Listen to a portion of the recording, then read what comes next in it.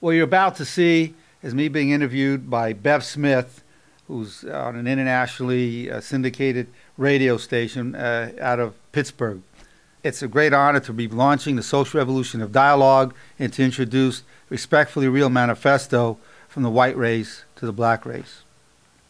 Well, my producer got this letter last week from a woman who wanted us to meet Dr. Arnold Nerenberg.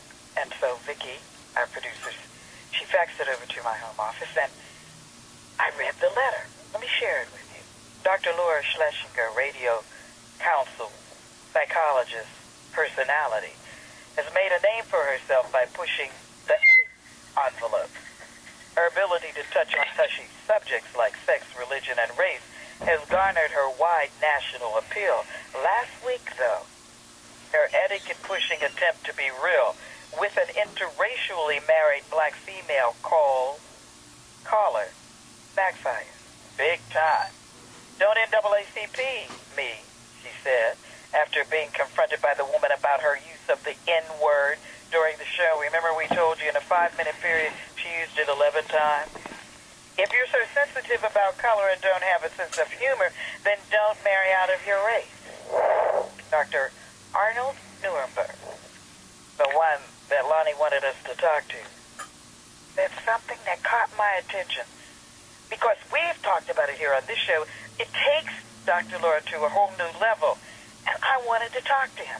I was impressed with the way he was able to see all of this. When most discussions that we've seen on the national media front concentrated on one aspect of the racism issue. He said she could have addressed the caller's fear about the stigma of race in her own marriage. Well, I want to talk to him. He is here today. He's an author, psychologist, and he's here to talk to us. He's the author of The Social Revolution of Dialogue, Dr. Arnold Nerenberg. Hello, doctor. How are you? Bev, I'm doing great. I'm very excited about being here with you. I really feel like it's my destiny unfolding, and I can't wait to serve in any way I can to you and to our listeners with the thoughts that I have. Well, the reason why I wanted to talk to you is there was the obvious and the less so obvious. The obvious because we are trained, certainly those of us in the black community, and it's going to be Arnold and Bev. There are those of us in the black community who are trained to recognize the ism, to note it. The hair on our arms go up. We get like many of our Jewish friends. We start saying, hey, wait a minute, never again. We're not going to let you do that to us.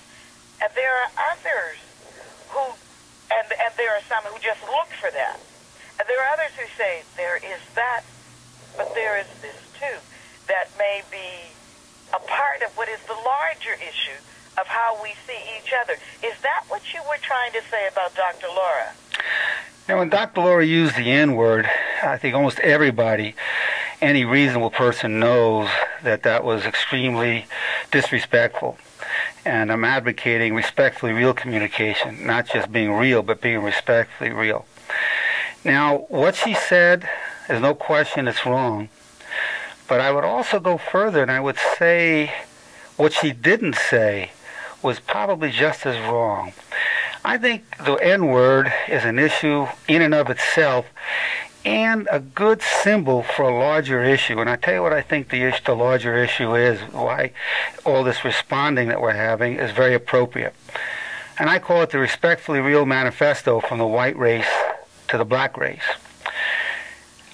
She's never made any, there was never been, and I think the sensitivity goes into these factors. One, there's never been a collective apology from the white race to the black race for the enslavement of the black race, for the sexual exploitation of the black slave women, for breaking up the black family, and some of those issues still continue to this day, for punishing people for learning or learning to read, and that some of those issues persist to this day. And after introducing the black race to the wonderful religion of Christianity, they then went and made God white.